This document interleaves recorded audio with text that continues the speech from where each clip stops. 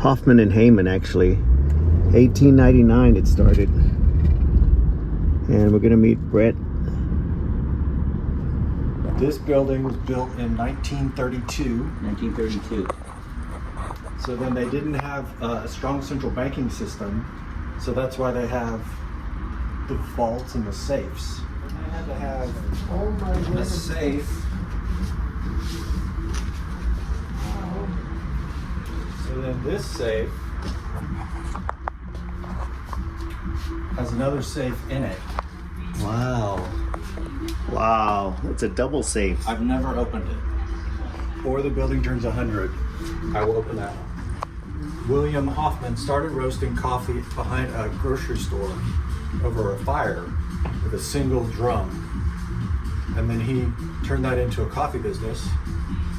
That kept expanding. He made it a real business in 1904. Then in 1908 he was married, but then 1912 he got sick and died within a couple of hours at his home. So normally the story would end, except he had married Wilhelmina Menger. That is the granddaughter of the Hotel Menger line of Mengers. So then she brought her brothers in and said, I'm now widowed, I have a coffee company, what do we do? So they said, well, let's keep going. So then they joined, and then that grew until they bought H.E. Hayman.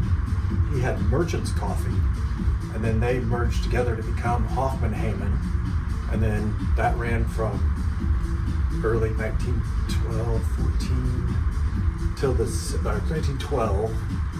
That's when they incorporated, and then they sold to Continental Coffee from Chicago in '62.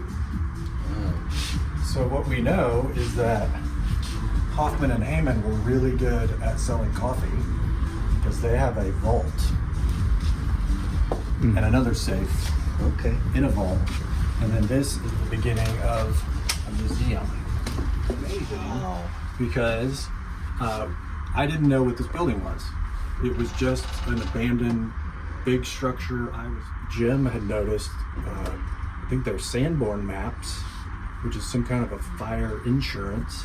And so he had made a comment. He's like, well, I looked through some of that and I think it was a coffee company. So that's why this book, because eventually Amazon starts indexing content in the books. So then you can search and find stuff. They're just trying to sell books. But this book, that's where the first time H&H in 601 Delaware. He's holding a coffee tin. And so that is the first object in the collection. Now, I later learned that that's not the one he's holding. No, he's holding a high grade. Right. But I knew nothing. So this is the key to even knowing what this was. So then I have Hoffmann-Hayman. I start seeing I have H&H Coffee.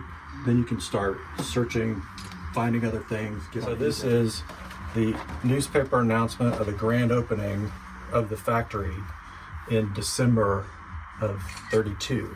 Wow. So then if you look, this is how I start. So I've got the Hoffmann-Hayman from the book. Right. So now I have names. So then you can find newspapers. So then then I can start seeing the brands. So here's Sam Houston. There's Menger Peaberry. I'm like, Menger? How does that tie? It's a hotel. So then tea, spices.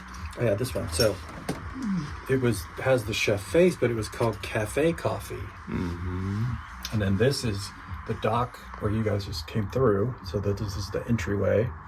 I don't know if any of this existed. That's still the office. This is the office piece. So that's where you guys came in. Trains are still there. You have 3 blocked dock doors on the train side because apparently they could load and unload 3 cars simultaneously. And then you're like, wow, that's a lot of these are basically highway billboards. And we don't know where they are, but it seems like they just pulled off to this side of the road, put some chairs up, and then he was a driver here.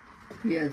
And on the first day, he came back early because he couldn't find all the places. Then he was drafted, and then he went into the Navy. 3.